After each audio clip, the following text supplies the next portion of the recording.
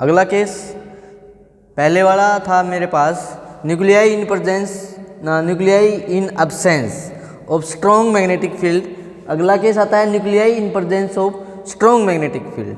जब तक magnetic field में अप्लाई नहीं करता तो ये न्यूक्लियाई रैंडम पोजीशन में पड़े रहते हैं। जैसे जैसे मैं फील्ड अप्लाई करता रहता हूँ तो इसमें जो एनर्जी डिफरेंस है वो 2 स्टेट के अंदर इंक्रीज होता जाएगा, अल्फ़ा और बीटा स्पिन स्टेट। तो अल्फ़ा स्टेट ग्राउंड स्टेट होती है, beta spin state excited state होती है। जो अल्फ़ा स्पिन स्टेट होती है वो ग्राउंड स्टेट होती है, इसमें एनर्जी कम होती है। बीटा स्पिन स्टेट में एनर्जी ज़्यादा होती है। और जैसे जैसे ये एनर्जी गैप किसके ऊपर डिपेंड करता है? एनर्जी गैप पर डिपेंड करता है अप्लाइड मैग्नेटिक फील्ड। जितना आप अप्लाइड मैग्नेटिक फील्ड इंक्रीज करता जाएंगे उतना ही ज़्यादा गैप बढ़ता जाएगा। जब आपने मैग्नेटिक फील्ड यहाँ पर कम अप्लाई किया था, गैप कम था, जैसे जैसे आप इंक्रीज करते जा रहे हैं तो आप इसके अंदर क्या देखेंगे, डेल्टा ई की वैल्यू इंक्रीज होती जा रही है। तो डेल्टा ई की वैल्यू इंक्रीज हो जाती है if external magnetic field is applied. अगला, तो ये आपकी रैंडम पोजीशन में नो फील्ड सेम एनर्जी। जैसे जैसे आप एक पर्टिकुलर मैग्नेटिक फील्ड पे इनमें ये 2 स्टेट में डिवाइड हो जाएगा। आगे ये भी बताऊंगा कैसे डिवाइड होता है ये।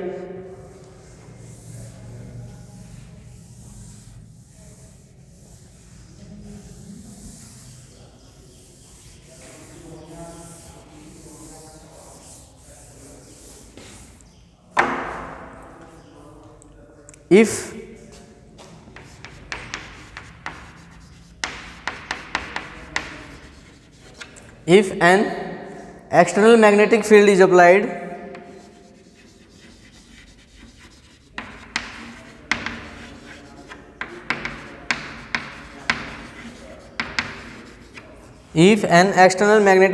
applied, that is spin active nuclei is placed in, that is spin active nuclei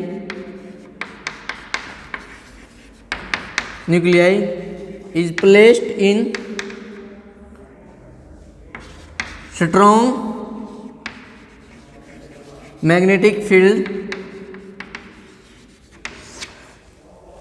Spin active nuclei is placed in strong magnetic field. The energy levels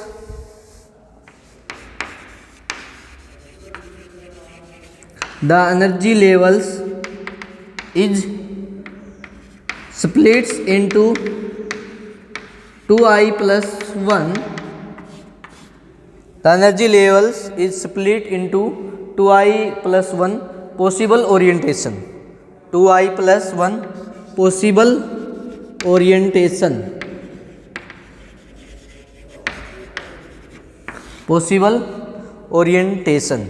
The energy levels is split into 2I plus 1 possible orientation. Nucleus with a spin, that is nucleus with a spin I by 2 have 2 possible orientation. 2 possible orientation कैसे? 2I plus 1, 2I की value half, 2 possible orientation, 2 spin state और 2 spin state और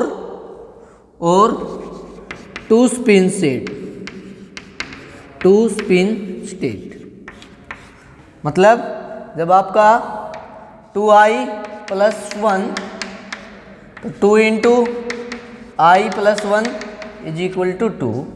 एक I आएगी plus half, एक I आएगी minus half. ये low energy की होगी, ये हाई एनर्जी की।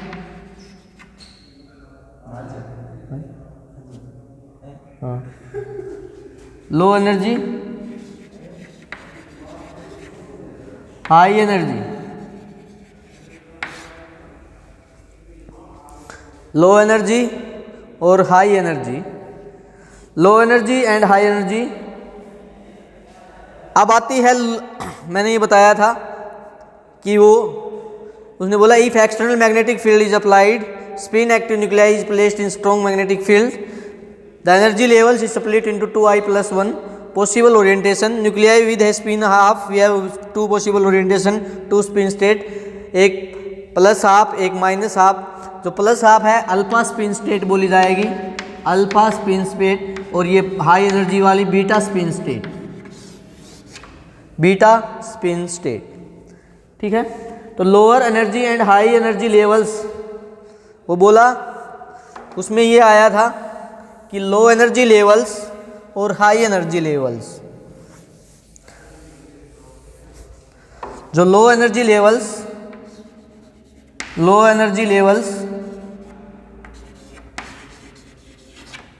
हाई एनर्जी लेवल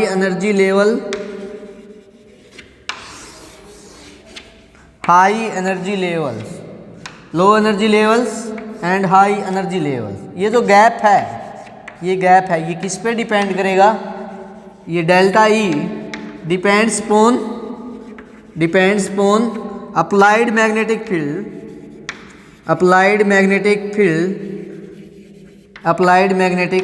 फील्ड पे डिपेंड करेगा। ये अप्लाइड मैग्नेटिक फील्ड के ऊपर डिपेंड करेगा, मतलब आप पे भी डिपेंड करेगा। जितना मैग्नेटिक फील्ड आप अप्लाई करेंगे उतना ही ये मैग्नेटिक फील्ड जितना आप अप्लाई करेंगे उतना ही एनर्जी गैप बढ़ता जाएगा।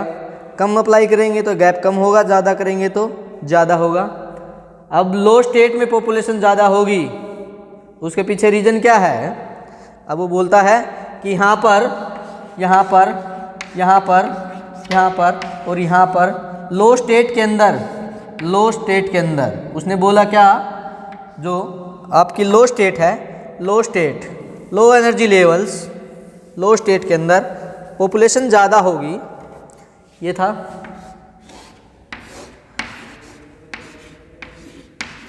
लो स्टेट के अंदर इस यहाँ पॉपुलेशन ज़्यादा होगी, यहाँ पॉपुलेशन ज़्यादा होगी। इसके पीछे रीज़न है कि her everything want to stable, यहाँ एनर्जी कम होती है। क्या होती है? एनर्जी कम होती है यहाँ पर एनर्जी कम होती है, तो उसके पीछे रीज़न ही होगा कि यहाँ पर पॉपुलेशन क्या होगी? मोर होगी। हाई एनर्जी लेवल्स पे हाई एनर्जी लेवल पॉपुलेशन क्या होगी?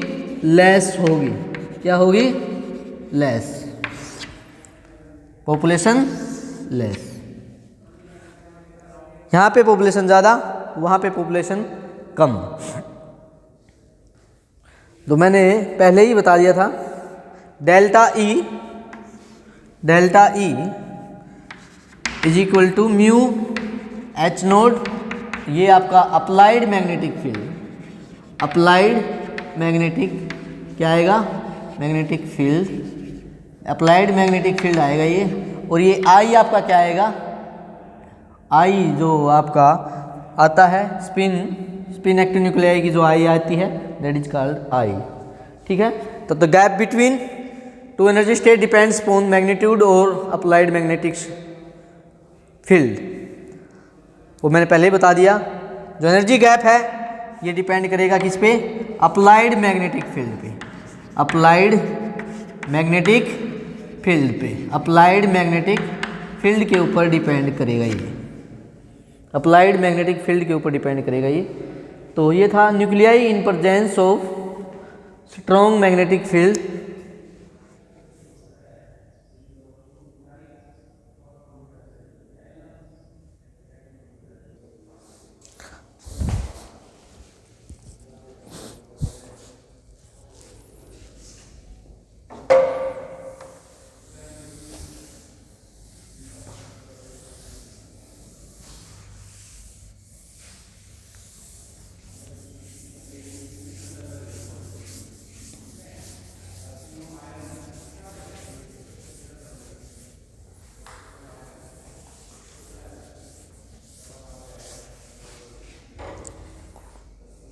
तो अगला इसमें स्पिन एक्टिव न्यूक्लियाई।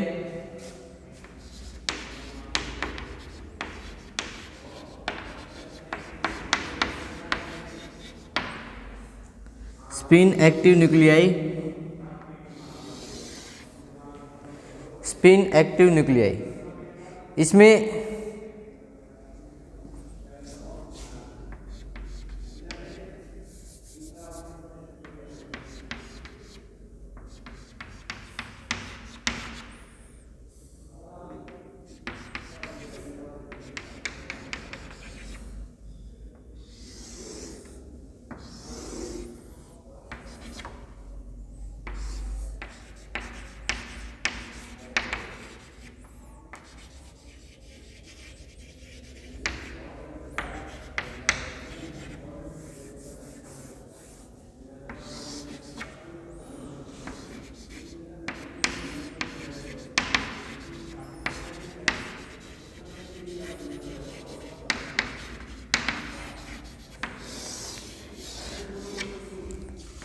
ये applied magnetic field.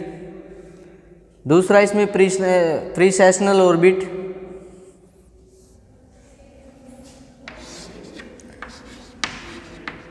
प्रीसेशनल orbit, precessional orbit, spin active nuclei, that is called spin active nuclei, spin active nuclei और spinning nucleus।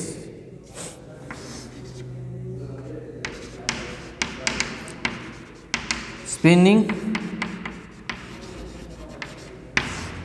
nucleus। अब आता है the axis of rotation.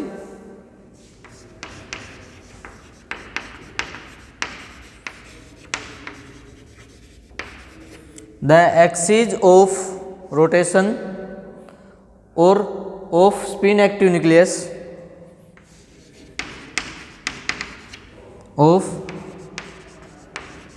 Spin active nucleus, of spin active nucleus will process will process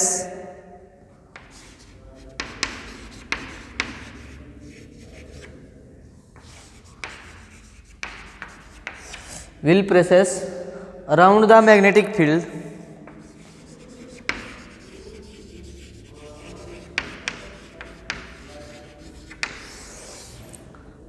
जो spin active nuclei है वो अपने axis के round rotation करते हैं और उसके बाद वो बोल रहा है will precise around the magnetic field, मतलब मैग्नेटिक फील्ड के अराउंड भी प्रेसाइज करेंगे वो। ठीक है, तो the frequency of precession of spinning spin active nucleus is called Larmor frequency.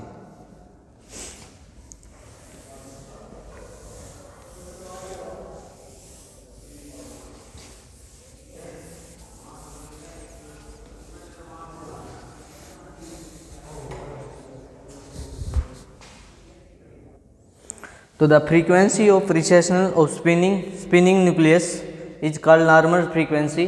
जो मैंने इससे पहले डायग्राम दिखाया था उसके अंदर होता है ये लार्मर फ्रीक्वेंसी।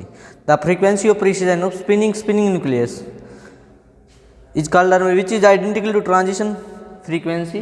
ट्रांजिशन जो आपने पढ़ाई होगा कि लो स्टेट से एक्साइटेड स्टेट में, जो आपको डायग्राम में मैंने करके दिखाया था कि ये यहाँ से यहाँ जाता है, आगे अभी बताऊंगा। The potential energy of processing nucleus is given by is equal to minus gamma beta cos theta.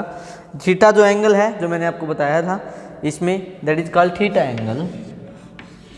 ये theta angle that is called theta angle किस फ्रीक्वेंसी से, मतलब अपने एक्सिस के अराउंड घूम रहा है और मैग्नेटिक फील्ड के अराउंड भी ऐसे प्रिसाइज करता है ये, that is called precessional frequency या नॉर्मल फ्रीक्वेंसी। ठीक है, अब nucleus spin active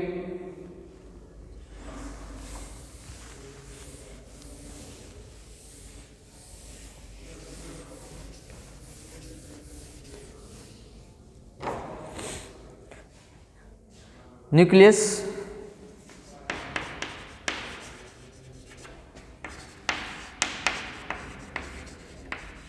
I is equal to half, I is equal to half किसके लिए? 1h1 के लिए। अब आता है इसमें uniform applied magnetic field. Uniform applied magnetic field. अगर uniform applied magnetic field apply करूंगा, ये मतलब आपका ये पहले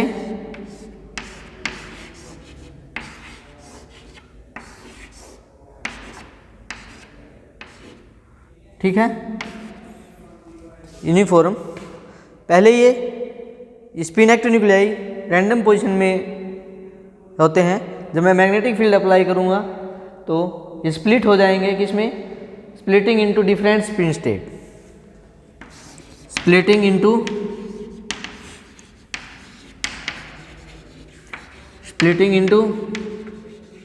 डिफरेंट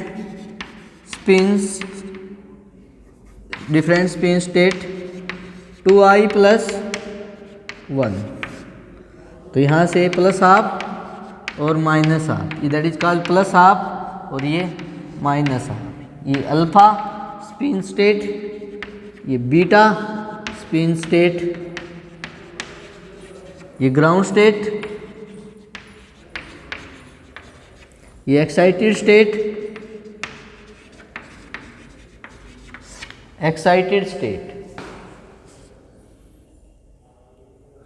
अब एनर्जी एब्जॉर्प्शन, यहाँ पे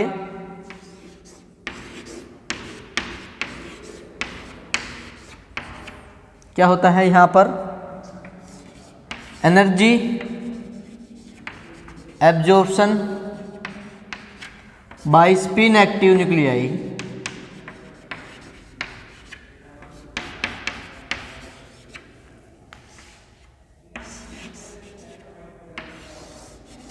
energy absorption by spin active nuclei. तो energy absorption by spin active nuclei absorbed from, यहाँ से एनर्जी जो एब्जॉर्प्शन होगा कहाँ से होगा? एनर्जी एब्जॉर्प्शन कहाँ सा? RF frequency, RF radiation, radio